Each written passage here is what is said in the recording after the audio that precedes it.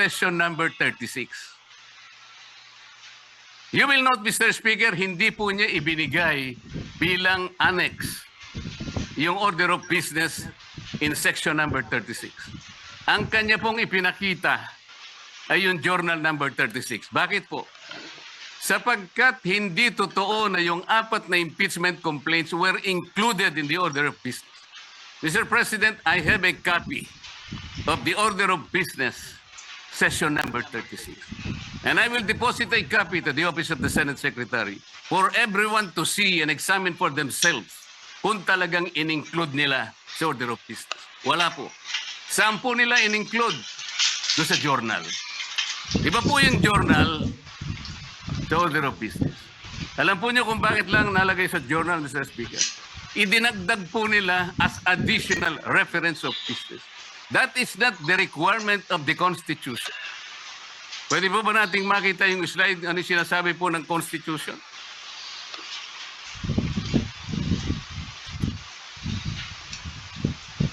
A verified complaint for impeachment may be filed by the member of the House, blah, blah, blah. Ang sinasabi po rito,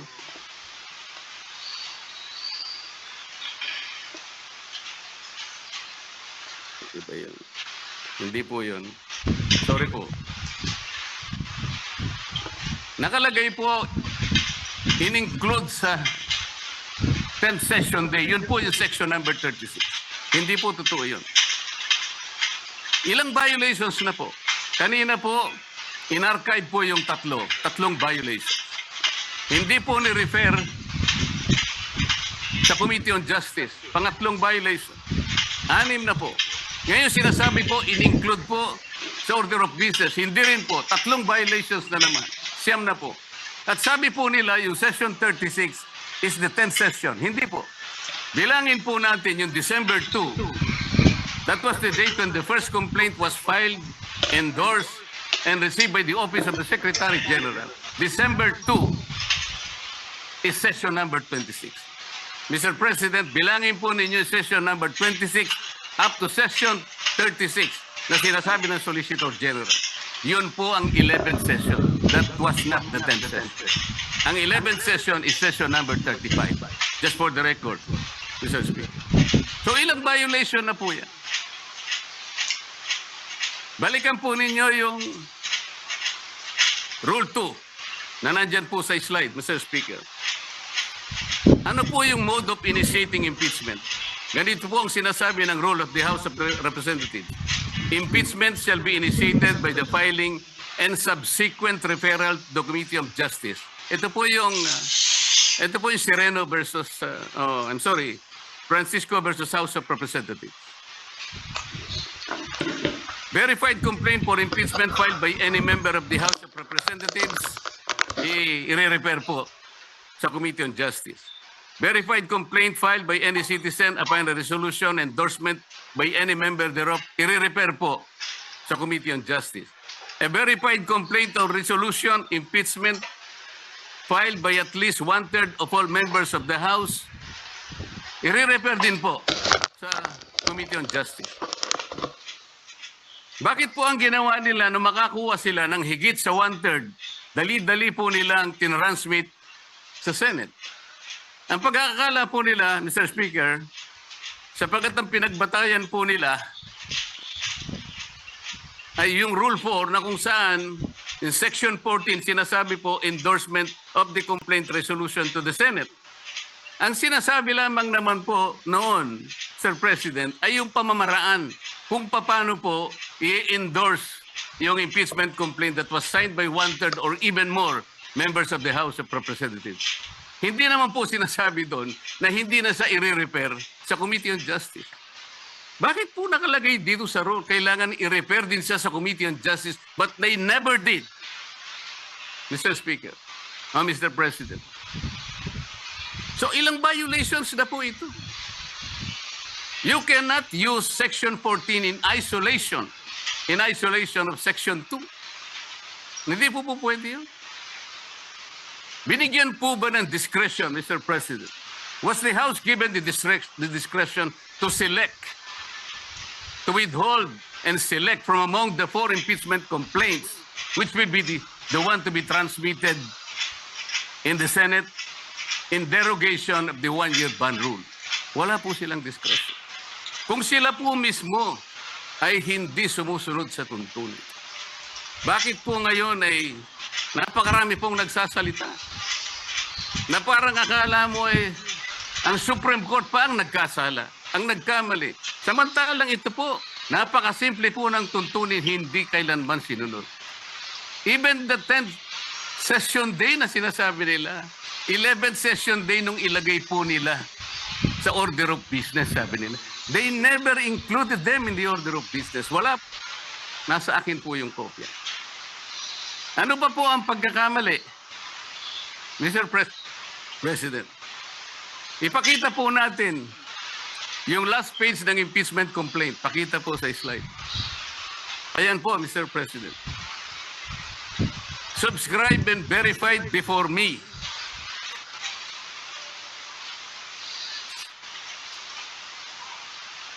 Sabi po ng Secretary General. Sabay kopya ko rin.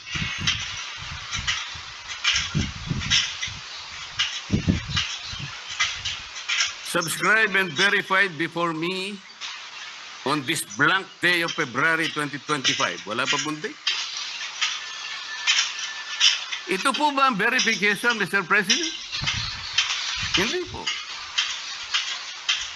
Ang verification po ay nakasaad po sa mismong tuntunin ng House of Representatives. Balikan po natin ang Section 3. Ano po ang sinasabi? Section 3, Paragraph 2. An impeachment complaint is verified by an affidavit that the complainant has read the complaint and that the allegations therein are true and correct of his personal knowledge or based on authentic records. At the very least, yun ang dapat na ilagay po. Nakalagay po ba sa verification dito? Ng Secretary General ng House of Representatives? Wala. Ito po'y parang jurat lang sa isang affidavit. Sinasabi lamang po dito, kilala niya yung nagsipirma sa isang dokumento. Na ang dokumento ay naglalaman ng 32 pages. This is not the verification required under the rules of impeachment by the House of Representatives. Ang totoo po, kung balikan po natin ang Section 14, nandyan po sa slide. Isinulat na po sa tuntunin kung ano po ang dapat kopyahin nila para magkaroon ng tunay na verification. Hindi pa po nila kinopya. Mr. President, ito po yung contents ng verification na dapat sana yun ang nilagay nila sa complaint. We, sabi po rito, after being sworn in accordance with law, depose and state that we are the complainants in the above entitled complaint or resolution of impeachment, that we have caused the said complaint resolution to be prepared and have read the contents thereof, and that the allegations therein are true of our own knowledge and belief on the basis of our own reading and appreciation of documents and other records pertinent thereto. Kukopyahin na lang, Mr. President. Hindi pa nakopya. Mr. President, alam mo po, nung ako'y grade 2, yung teacher po namin, binigyan po kami ng isang short quiz. I-drawing ninyo kanya yung Bicol region. Siguro po 1963 yun, Mr. President. Yung Masbate, hindi pa kasali sa Bicol region. O hindi, kabisado ko naman po sapagkat mahilig po ako sa social studies, Mr. President. Meron pong dalawang nangungopya sa akin. Yung isa nasa likod, yung nasa kaliwa ko. Yung nasa likod po, nakopya niya pong tunay yung aking drawing. Pinagalitan siya pero ipinasa po sapagkat nakopya niya po yung aking drawing. Yung isa po, nangopya na nga, hindi pa niya nakopya. Ang kinopya po, Masbate. O wala po. Hindi po siya nakapasa. Ano pong ibig ko sabihin dito? Kukopyahin na lang. Alam po ninyo sa mga litigation lawyers, practicing lawyers worth their salt. Wala ka lang certification of non-forum shopping, i-dismiss ka ng Supreme Court. Maliwanag po yun. Hindi subscribe yung complaint mo, dismiss ka kagad. Mahigpit po ngayon eh. Ito po, this is an impeachment complaint. You are removing the second highest official of government. Yung lamang pong verification, sablay na po. Ano pong nakalagay dito? Section 3, paragraph 3. An impeachment complaint required to be verified which contains a verification based on information or belief or upon knowledge or information and belief or lacks proper verification, katulad po nito ngayon, shall be treated as an unsigned impeachment complaint. So pwede pong tratuhin pala ngayon sapagkat wala pong verification. It may be treated as unsigned impeachment complaint. Paano kayo? Pagkatapos magsasalita po ang napakarami. Alam po ninyo kung, Sir President, kumbaga po sa nagluto ng sinaing, pasensya na po kayo kung kinakailangan ako po'y gagawa ng pagkahaling tulad, ano. Ang impeachment complaint po ay parang sinaing na niluto ng House of Representatives. Hilaw po eh. Hilaw na hilaw. Ano po yung hilaw sa Bicolano, Mr. President? Hilaw din po yan. Sa Bisaya, hilaw din po. Sa Kapampangan, magadto, Mr. President. Sa Waray po, matagudtod. Sa Ilonggo po, lagdos. Sa Ilocano, marakusol. Sana po tama ang aking pagkaka-pronounce. Ang dami pong nagsasalita, Mr. President. Doon lang po sa House of Representatives, isa pong bagong pasok doon. Ngunit matagal na pong nagserbisyo sa ating bansa. Naging senadora, naging Secretary of Justice, naging chairman ng Human Rights Commission. Alam po ba kung ano sinabi niya sa isang panayam? Ito po, nakuha ko. Harap-harapan na tayong niloloko. Kakaibang korte ito. Sana sa palengke na lang final ang impeachment case. At least doon, may nagtitinda ng totoo. Eh sana po, magtinda po siya ng matagudtod na kanin dyan sa Samar. Baka may bibili kaya. Pwede kaya siyang pumunta dyan sa Pampanga po para magbenta ng magadto na kanin. Kung may bibili, baka sakali. Pumunta kaya sa Panay para magbenta ng lagdos na kanin. Wala po siguro. Baka ngayon dagan dingding, hindi mapatusin. Huwag pong ganon. Ang dami na pong nagsipagsalita. Samantalang hindi po nila nakita. Ang dami, kayo po nagsimula ng mali. Hindi naman po sinasabi ng Korte Suprema na kailanman ay huwag kayong mag-impeach. Huwag na kayong mag-file. Ayusin nyo lang po eh. Yun lamang po ang gustong mangyari dito. Ayusin nyo. You want to impeach the Vice President, do it in the right way. Hindi naman po tinignan ng merito eh. Ang sinasabi yung proseso, hindi po nyo sinunod eh. Sinasabi na nga, walang impeachment complaint bukod sa isa. Laban sa isang opisyal sa loob ng isang akalain mo namang apat po kagad ang ipinay. Pagkatapos yung apat, i-consider mo na isa. Hindi naman po yata tama yun, Mr. President.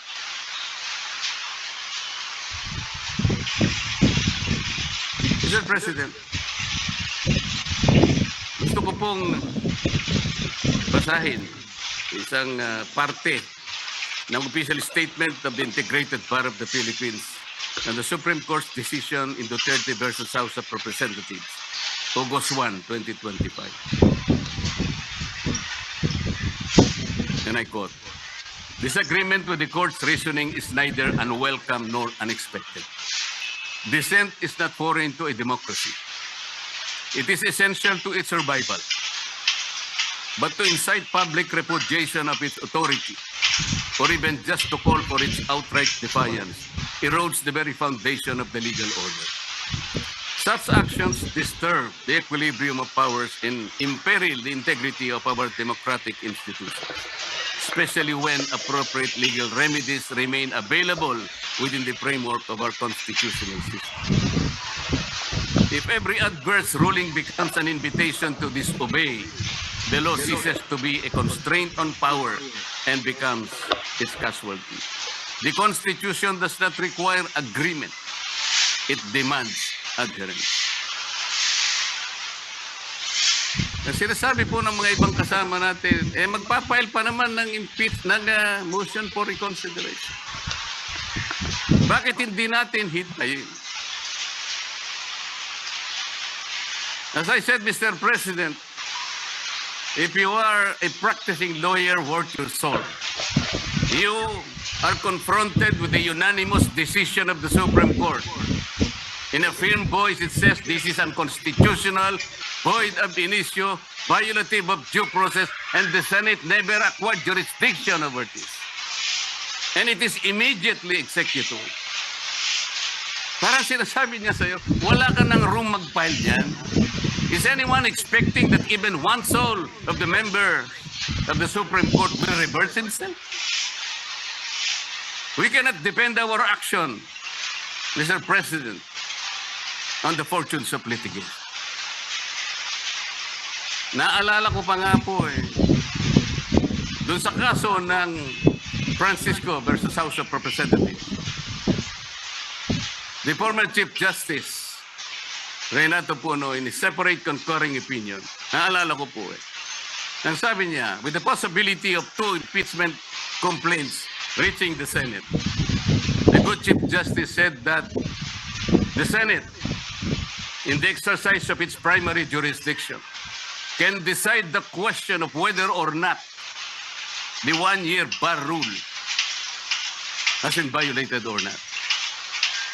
The Senate can even decide if on its face the impeachment complaint has no legal basis. At ang sabi pa po niya doon, Francisco versus House of Representatives, sabi pa niya ron if the Senate finds that the 1-year bar rule is violated or that the impeachment complaint has no legs to stand on, that will be the end of the entire controversy. He was saying that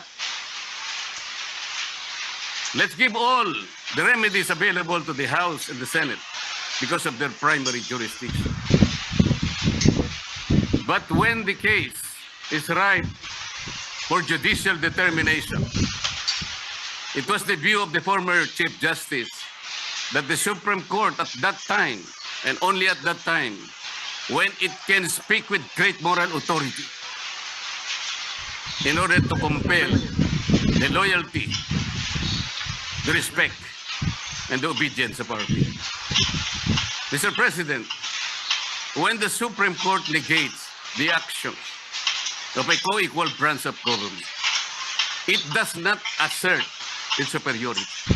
Instead, it upholds the supremacy and the dominance of the fundamental law of the land, the Constitution.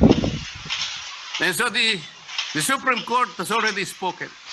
The last arbiter of law, it says the complaint is unconstitutional, is void ab initio, is violative of due process.